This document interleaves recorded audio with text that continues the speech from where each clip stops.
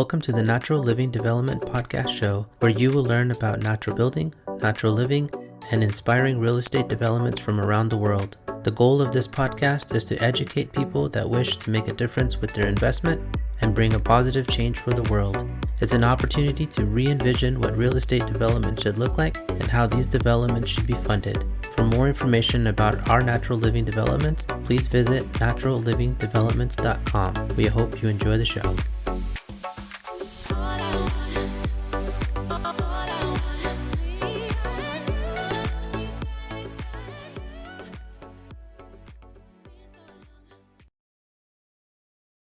All right, I want to welcome everyone.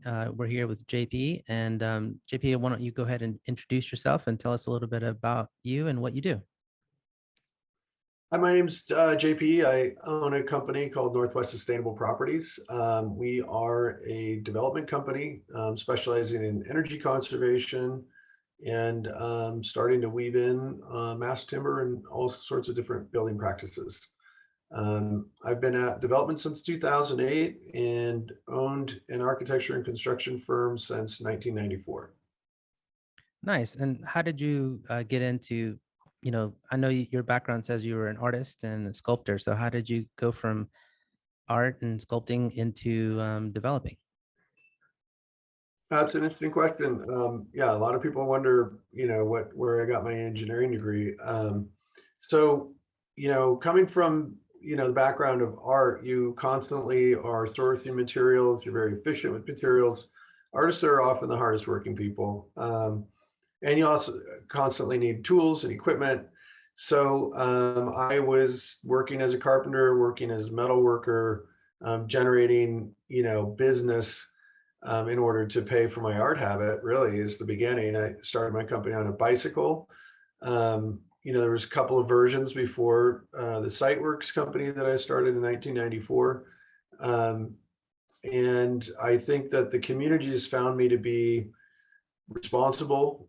They trusted me with their projects. They trusted, the way they asked me to start managing other people.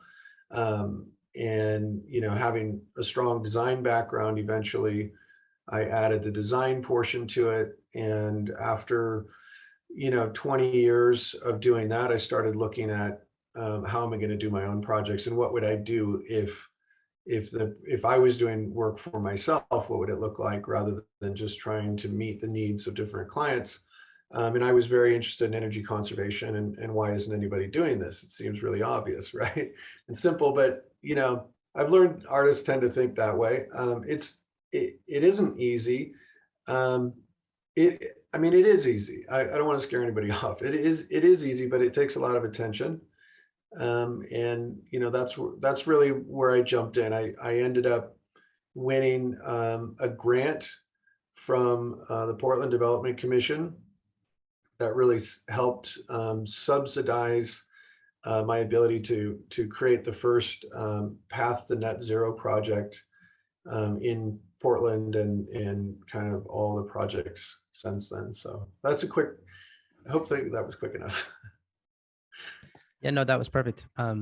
Just so I'm putting it on mute so you don't hear the background noise of the library. I'm right next to the bathroom, so the door keeps open and closing. So I'll just put my mic on mute while you talk, and I'll listen, and you'll see me smiling and nodding my head over here.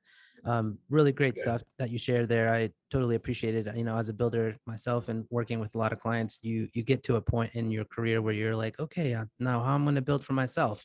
Now how am I going to do my passion, follow my dreams. So that's wonderful that that's the avenue that you headed towards and you kind of jumped into.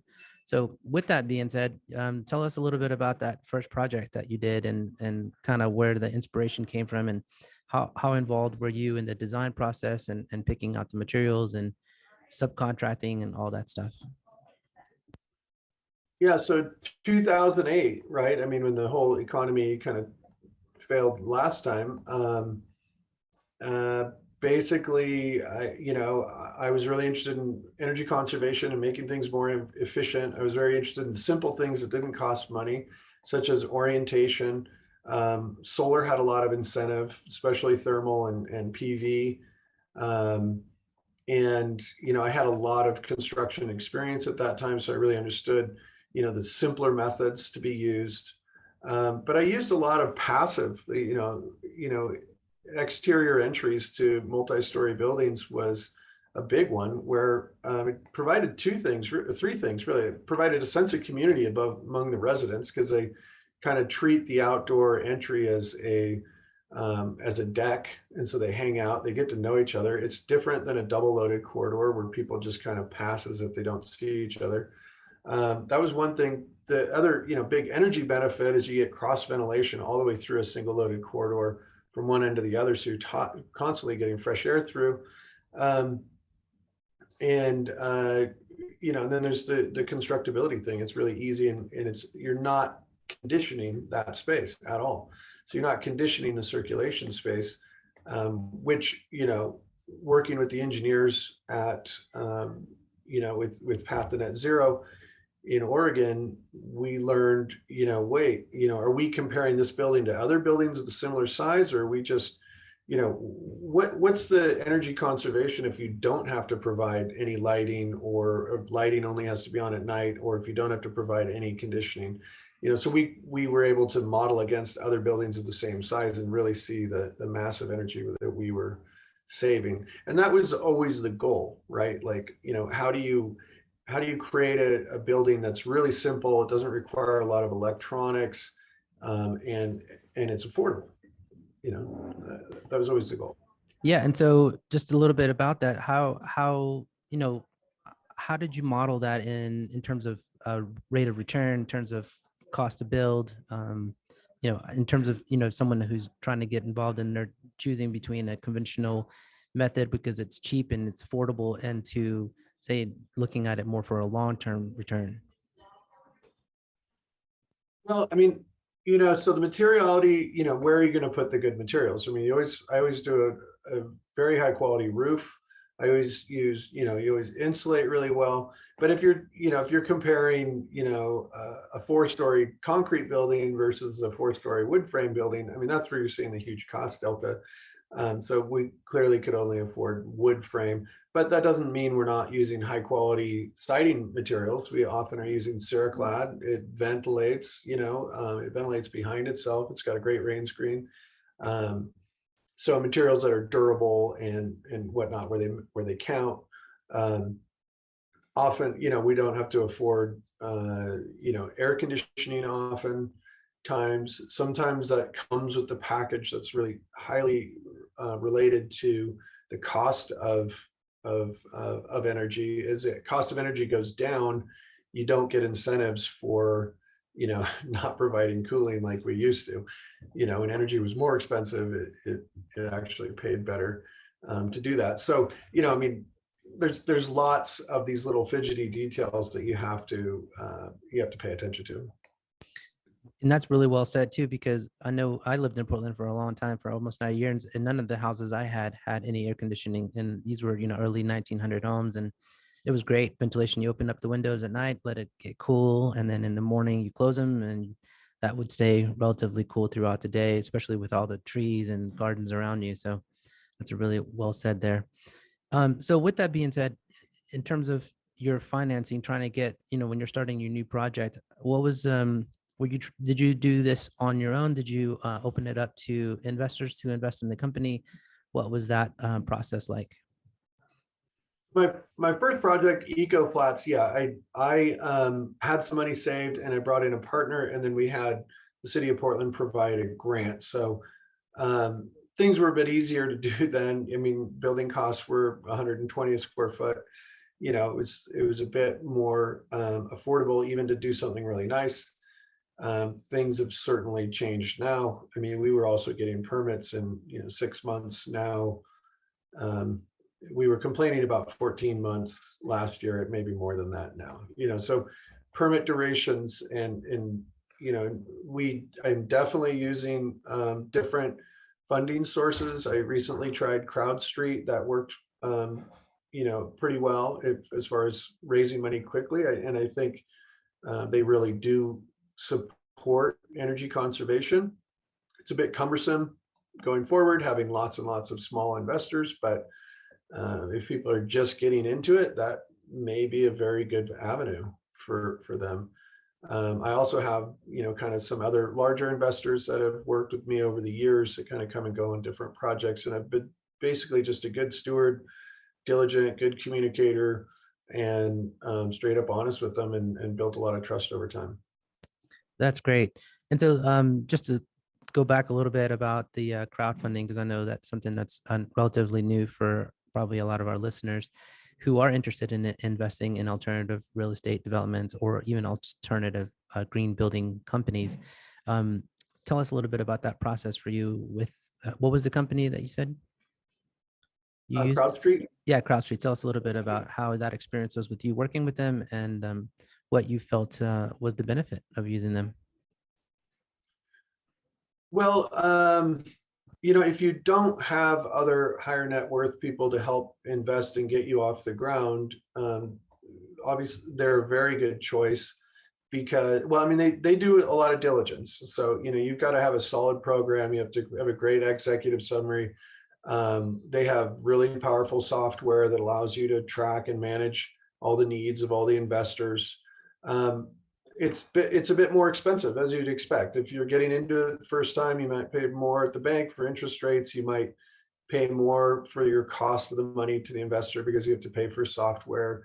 You have to pay for, all the legal issues of having unsecured investors and all of those kinds of things. So there's some added cost, but if it works on the pro forma and you can generate positive cash flow, and you can get to a place where you can, buy people out and do that sort of thing, it could be an excellent stepping stone. And given the amount of volume they're doing, I think quite a few people are doing it. It's a very trustworthy scenario. It's just going to cost you a little bit more at the onset.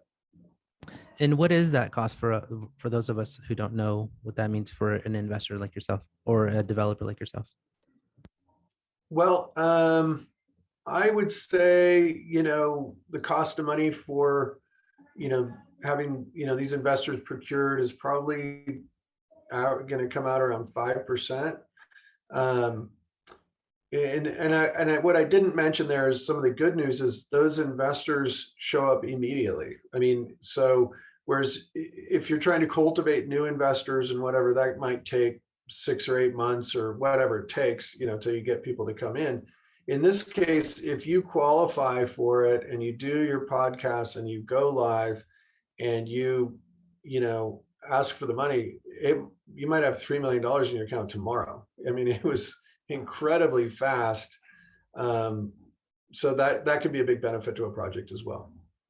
Yeah, that's great, especially if you have a kind of proven tracker like yourself, where you had the experience in the background, the building, and obviously. How did you get the knowledge to be able to jump from being a builder artist to a developer? Did you take classes, courses, workshops? What was your kind of work your way in there? How did you get your knowledge? Yeah, none of that. I learned it all on the fly, since 1994 to today.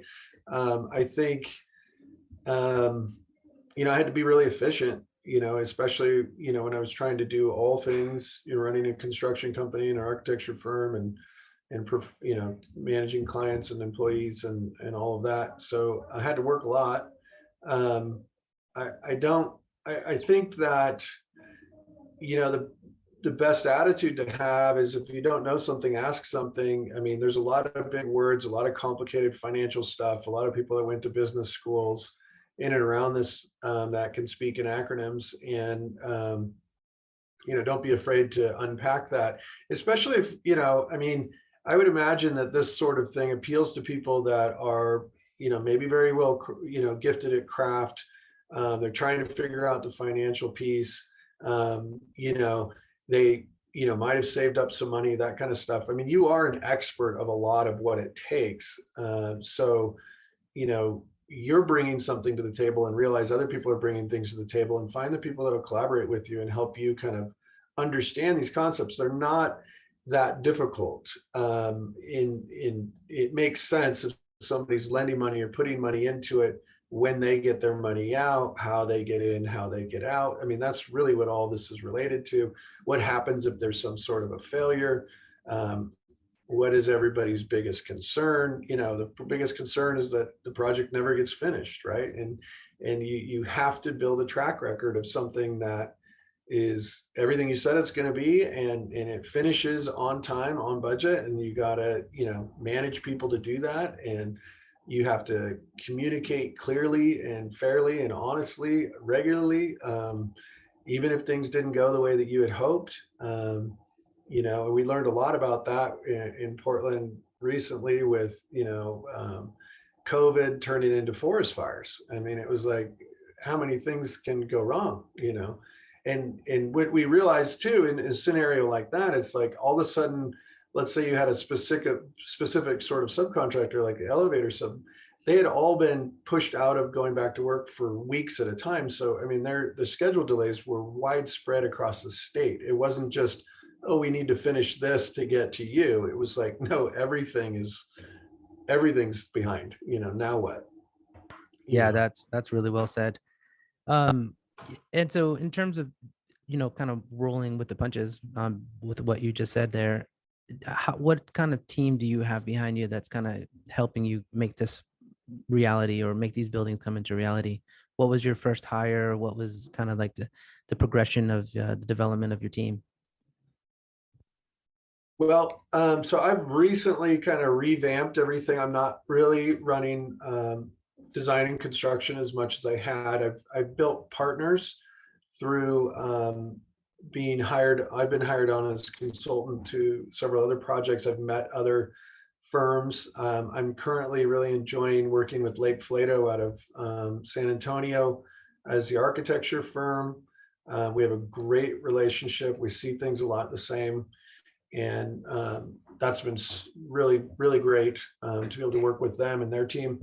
And then I'm working with Bremick Construction out of Portland, and other construction companies potentially in other states. And so I'm able to, kind of work in a lot of other states and a lot of other capacities. And so the amount of employees I have right now is right here. And that just became official December 1st. So I turned 50 this year. I'm down to one employee, and I'm using consultants. I have, Teresa, who's been a long time consultant to me, who handles all of, a lot of the business management. She's a great double check on all my numbers and pro formas. I mean, these are very complicated math problems that we're doing, and making sure people are getting paid in a timely manner, and making sure we're meeting all of the regulatory things. So really, accounting consultants, and lawyers and CPAs and all of those people are on a fee basis now. Well, that's great. That's not usually something that developers do. So it's wonderful that you're, again, breaking through another barrier and creating this opportunity for yourself. I'm sure that also relieves a lot of pressure on a monthly basis, not having to worry about payroll and projects and all that. So I can definitely speak to that as a positive way to go. Okay, well, let's see. I have a couple more questions here. So tell me a little bit about like one of your favorite projects, and so that we can kind of understand how that the progression of that project came through and what you did, what you loved about that project. Well, yeah, I mean, everyone has a different spin on it. So, Pine Street Market was really fantastic, and, hitting a triple bottom line, really changing the neighborhood, bringing in an incredible opportunity to restaurant operators to come in and operate out of a very small space, but do a very high volume. It was also a great historic preservation. That was a really fun project, and we were able to reuse materials from the project back into the project. So taking out old beams and columns and turning them into stairs and benches, and that was a really, really exciting project. The one I'm on now with Lake Flato, we're doing a project called the Blue Mackenzie in Springfield, Oregon, which is an 8-story mass timber project. It's a housing project serving market rate housing. We are, I mean, it's a really beautiful plan, and it's going to change the entire downtown of Springfield, Oregon, which is near Eugene. I mean, they're 1 mile apart as far as the distance from this building to the center of campus. So, just trying to encourage people to come across this beautiful river into this downtown and start to create a lot of activity down there. And I'm really happy that the city of Springfield is excited to lead with energy conservation and new building methods and that sort of thing. So it's really going to change who they are. And they've been a timber town traditionally. And so they're very excited about having this sort of building as a model going forward. So that's a really exciting project. That sounds awesome. And so are most of the timbers locally milled and used? Yeah, I mean, right now we're just receiving pricing, and we're going through, all the scenarios, but that's all that we've talked to are locally harvested. We're hoping to, we've really dug in around the burn issue, if we can use materials from the burn. A lot of those trees, as many people may know, are fully salvageable. And several, areas that, millions of square feet, millions of acres of trees have been burned, have been able to be salvaged.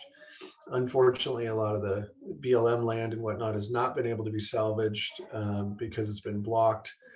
And that's really a bummer, because with the way that we can replant trees now, we really want that carbon sequestration, and we want to get that dead black burn down, because it's a heat generator, and be able to plant young trees that are sequestering carbon and growing. But unfortunately, that's held up at the federal level. So. Yeah, that's unfortunate that the federal is getting involved with something that should be very locally based.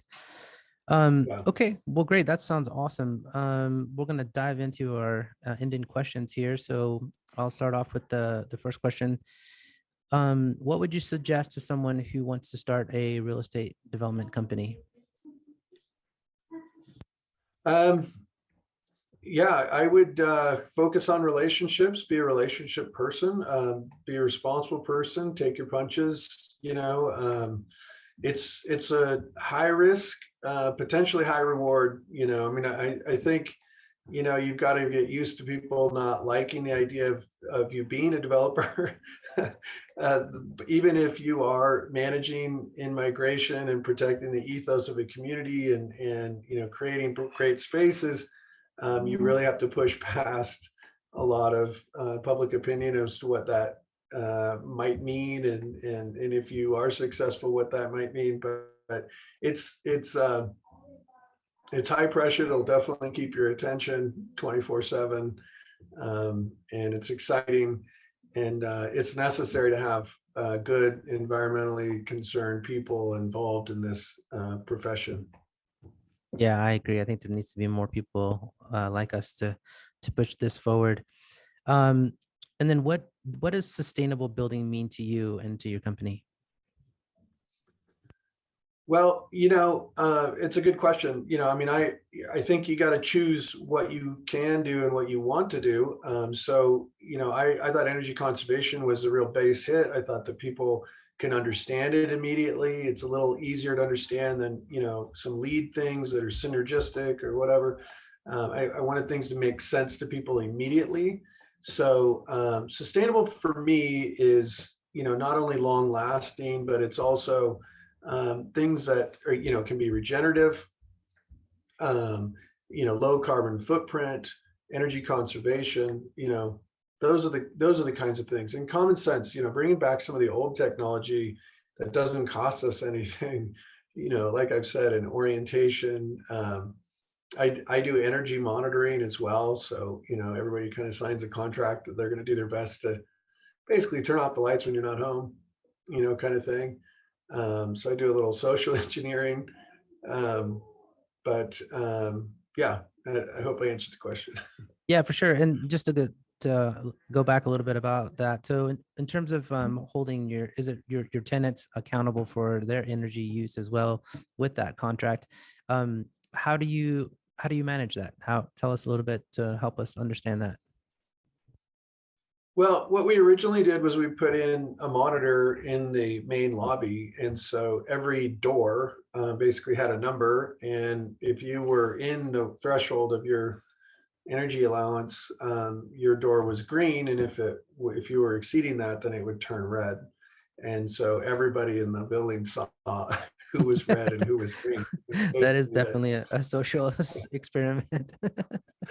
yeah. That's great. And I'm sure there's got to be some pretty cool wiring that happened to make that happen. Yeah.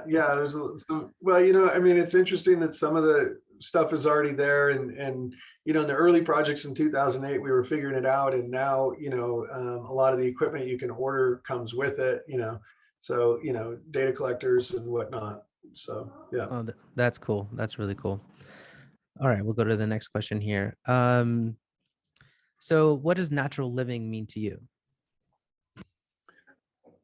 Natural living, huh? Boy, I would say, I mean, we're all different. I respect a lot of different points of view and a lot of ways that people do things. I've moved now out into 20 acres in Idaho, and a lot of people here live off the land, and they really understand different migratory patterns of animals and fishing and when to fish, and when I've always been a fly fisherman, so I'm learning, if it's too hot, there's too much pressure on the fish, they're not getting oxygen into the water, and just the local scene really understands this sort of thing, and I appreciate that. I've grown up in more of a metropolitan area, and natural living there is really trying to be conservative with the resources that are available to you, and not be the family that has the attic light left on for the last 5 years, or just not managing your water consumption as efficiently as you can. But I think at the same time, we have to understand, some people need bigger cars, some people need littler cars. We can't judge people. We want everybody to be included in every opportunity to join the game, and not create division. I really hate to see division. I know when my earlier buildings, people were asking, well, are you going to let people who eat at McDonald's live here, or is it only for the vegans? And it's like, those aren't lines we're drawing. We're not trying to find reasons to disclude people. We're trying to find ways to include as many people as possible in conservation. And if you compare it to the automotive industry, it used to take 8 gallon or whatever, you get 8 miles per gallon to get 300 horsepower. Now you get 300 horsepower for 25 miles to the gallon. It's always a process of learning how to be more conservative and efficient over time. I think everybody would want to be a part of that. Yeah, I agree completely. That's really well said. All right, we'll go into our last question here. What do you feel is the best way to help fund alternative real estate developments like yours? Well, the best way to fund something is to self-fund it, or to have a wealthy aunt or something like that. Those are hard to find. So for the rest of us, I think I really think the crowdfunding is something people should look into and see if it's something that they can tackle. Um, I mean, you're going to have to be comfortable with a lot of legal fees. It's complicated, but those may be the means to an end. So get on board. I think developing great relationships, long-term relationships with banks. I noticed in 2008 I was getting financing where other people that might have had larger portfolios were not. I don't try to hide behind all kinds of different entities, and I put skin in the game, and I play honestly. And I think at the end of the day, banks have to make a judgment. They'll make a character judgment as well as just how you look on paper. And they may be willing to take a risk on somebody that they can get behind and believe in. So, as much as you can represent that. But I wouldn't go to a bank with you should fund this because it's so good for the world attitude. You really have to understand you're asking to borrow money, and then in order to pay it back. And they can't, they don't have a job tomorrow if they lend you money and you never pay them back. So, and their kids have to go to school and they have bills to pay. So you really have to build a mathematical reason for why this great idea you have is going to work, you know? Yeah, absolutely. And with that being said, showing them the vision, obviously on paper, and showing them the vision in numbers, because a lot of the banks and investors will want to make sure that there's a return. So coming up with that formula for your development, I think is key. And then I just have a follow-up question. Do you practice any natural building techniques in any of your buildings, like clay plasters, lime plasters, natural finishes? I mean, we're now moving in. I mean, our projects are pretty big, you know. I mean, often 40 to 100,000 feet. So, you know, we're getting into you know, the mass timber world, you know, so our structure really is, we're looking at our mass plywood structures. But so as far as it goes for that, you know, we have to use traditional things like sheetrock. I mean, you know, smaller projects, I've certainly have done all those sorts of things. But on the larger scale, I mean, there's really not the engineering and the MSDS, you know, necessarily to support the materials. You have to have, you know, all kinds of assemblies that are rated for fire, for sound, and there's not that many products that fit right into that in a way that you can efficiently get it done. So again, I look at, you know, maybe I can't do everything I ever wanted to do on a project, but you know, I'm going to get a whole bunch done. You know, I'm going to make 80% of it or 60% of it or even 20% of it. And then you get to the next one and you try to add to that. So, you know, when we climb a set of stairs, we don't jump to the top. We got to kind of start, bite off what we can chew, go to the next one, go to the next one. And, you know, I've learned, you know, over, you know, the first 10 years, people started to say, wow, how do you get all that done? You know, or I've learned, you know, a lot of people first time coming into it want, oh, I'm going to be LEED platinum for sure. And then they realize they can't afford it and they don't have the management skills to manage that, you know, put into practice. So, you know, maybe set the bar a little bit where you can definitely achieve it and you can get the project done and then you can do another one and add to that. Yeah, Build the skill. that's really well said.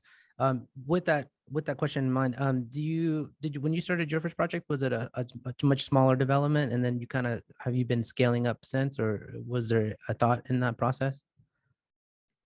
Yeah, I mean, you know, the first project I did, I mean, I was able to, you know, purchase a house in Southeast Portland at that time was considered a blighted area, you know, for $114,000, I think. And I poured a driveway for somebody to come up with the down payment. And then I put a ton of work into fixing up that house. And then I sold it and I had, you know, achieved the ability to pay off my student loans and have some cash to start, you know, replicating that process and getting that snowball to grow. So I've always, you know, kind of done a home while I'm doing other stuff. My first real development that was purely a development was a 4-story, 24-unit apartment building with the ground floor retail called Eco Flats. And it was incredibly successful. I think I read the market correctly. A lot of people were building condos. That seemed like that demographic was getting overbuilt. You know, and then I got into apartments and kind of first in on that. And we've been able to continue on that multifamily housing thread ever Yeah, since. that's great. And has it always been just multifamily, or has it been like some ownership combination with retail and, you know, like more of a mixed use? Yeah, I've done a lot of mixed use. So I mean, Pine Street Market was kind of the next logical thing to do at that time. But certainly, you know, at Sunshine and Dean River and Bridgetown, those were all, you know, apartment houses. I've, you know, at Siteworks, I did quite a bit of hospitality. So we brought a lot, you know, into existing brands and new brands through design and construction, working in a lot of different ways. But yeah, done a Well, lot of different sorts of projects. yeah, obviously you have. It's great. Lots of great experience. Well, is there anything that we can do to help you, to support you, or are you looking to do any more raising? Are you using any more crowdfunding that we can share with our listeners here? Well, we will, Blue Mackenzie, nws-properties.com. That's the website. And you can see there, Blue Mackenzie is going to start going into a fundraising phase. And we hope to start construction in June. And, that's the next thing that we're looking to do. That's great. Yeah, we'll put that on the show notes and make sure we share that with our listeners. Great. Is there any way that we can have them contact you in case we have more questions, or is there a preference for you to be reached? Yeah, I mean, my email is jp@nws-properties.com. Yeah, send an email for sure. Great. And I can contest to that because he responded really quickly. It was over the holidays, and I was very shocked to get an email back. So I appreciate your time and your diligence, and I really admire everything that you've done so far, and to inspire me and to inspire our listeners. And I really, hopefully we can have you back on as you start to break ground on the other projects, and we continue to share your path with our listeners. Great. Thanks for having me, Pablo. I really appreciate it. No problem. Thank you for all of you listening, and stay tuned for the next show. Thank you for listening to the Natural Living Development Podcast. We hope that you enjoyed the show.